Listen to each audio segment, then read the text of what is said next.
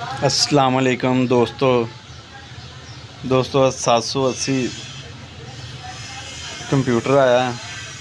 ਇਹਦਾ ਇਹ ਮਸਲਾ ਵੇ ਕਿ ਇਹਦਾ ਬੋਰਡ ਬਿਲਕੁਲ ਨਾ ਸੁੱਤਾ ਹੈ, ਕੰਮ ਨਹੀਂ ਕਰ ਰਿਹਾ। ਇਹ ਦੇਖਣ ਜਦੋਂ ਮੈਂ ਇਹਦੀ ਔਨ ਕਰਨਾ ਵਾ ਤੇ ਇਹਦੀ 3 ਨੰਬਰ ਨਾਲ ਲਾਈਟ ਚੱਲਦੀ ਹੈ, ਬਸ 3 ਨੰਬਰ ਲਾਈਟ ਬਿਲਿੰਗ ਕਰਦੀ ਸਬਜ਼ कलर ਦੀ। ਇਹਦਾ ਲਿਖਿਆ 3 ਨੰबर। ਇਹ ਦੇਖੋ गौर ਨਾਲ देखो, मैं उंगली रखी है, 3 नंबर लाइट ना बिलिंग कर दी है, डिस्प्ले नहीं है। देखो है ना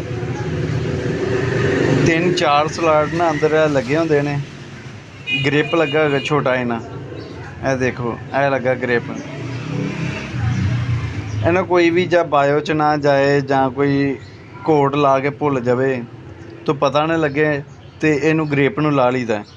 हुण बोर्ड इत्थे बिल्कुल सुता वे, काम नहीं कर रहा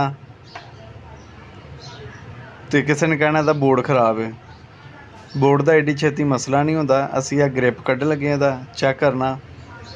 ग्रिप कढ़िया तो तुहानूं दिखा रहे हैं। सिस्टम ऑन हो गया, उधर डिस्प्ले भी आ गया, चेक कर लो डिस्प्ले भी आ गया। कोई परेशान हो जाते नहीं नॉर्मल विंडो ते। हेलो